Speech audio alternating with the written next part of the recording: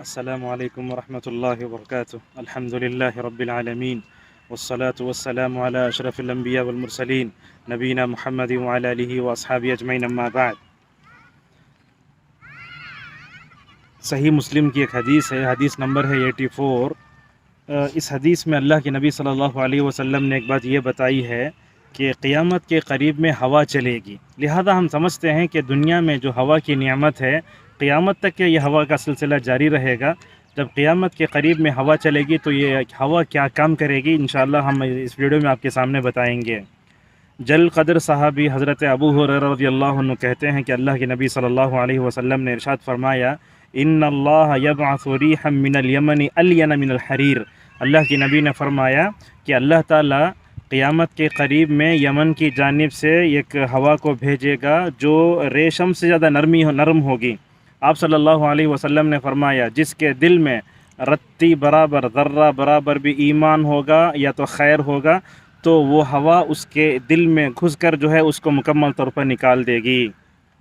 اس حدیث سے ہمیں کئی باتیں معلوم ہوتی ہیں۔ پہلی بات یہ معلوم ہوتی ہے کہ اللہ کی مہربانی یہ ہے کہ آخری زمانے تک بھی ایمان لوگوں کے دلوں میں باقی رہے گا، جیسا کہ اللہ کے نبی صلی اللہ علیہ وسلم نے فرمایا ایک وقت وہ آئے گا کہ ایمان مدینے سے جیسے نکلا، جیسے سانپ اپنے بل کی طرف جاتا ہے ویسے جو ہے پورا ایمان سمٹ کر مدینے کی طرف چلا جائے گا۔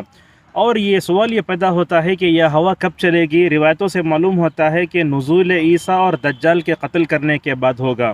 مسلم کے اور ایک روایت میں آتا ہے آپ صلی اللہ علیہ وسلم نے کہا، ثم یرسل اللہ ریحا باردا من قبل الشام۔ اللہ تبارک و تعالیٰ ٹھنڈی ہوا بھیجے گا شام کی جانب سے زمین پر، روئے زمین پر جس کے دل میں بھی رتی برابر بھی ایمان یا خیر ہوگا تو ملک الموت کے ذریعے جو ہے اس کی جو ہے وفات ہو جائے گی۔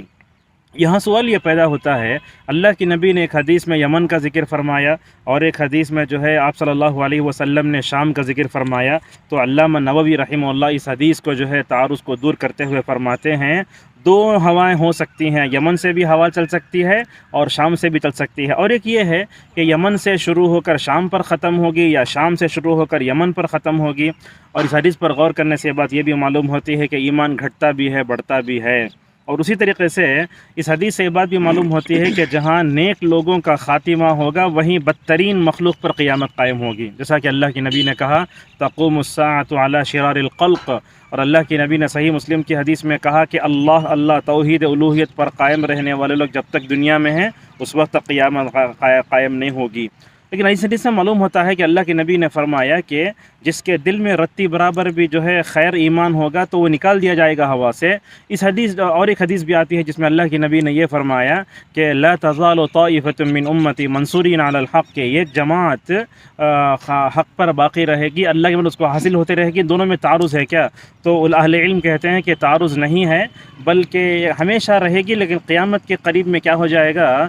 نیک لوگ ختم ہو جائیں گے، جیسا کہ اللہ کے نبی صلی اللہ علیہ وسلم کہتے ہیں نیک لوگ اٹھاتے جائیں گے، چرل لوگ باقی رہیں گے، ایسے لوگوں پر ہی قیامت قائم ہوگی۔ اس حدیث پر غور کرنے سے اور ایک بات یہی معلوم ہوتی ہے کہ نبی کریم صلی اللہ علیہ وسلم سچے نبی ہیں، چنانچہ آپ نے جو بتایا آپ کی زبان سے جو بھی چیز نکلتی تھی صحیح ہوتی تھی، اسی لیے آپ کو ابن مسعود کیا کہتے ہیں؟ صادق و مصدوق کہتے ہیں۔ لہذا آپ نے جو بتایا اس حدیث پر ہمیں مکمل طور پر ایمان رکھنا ضروری ہے۔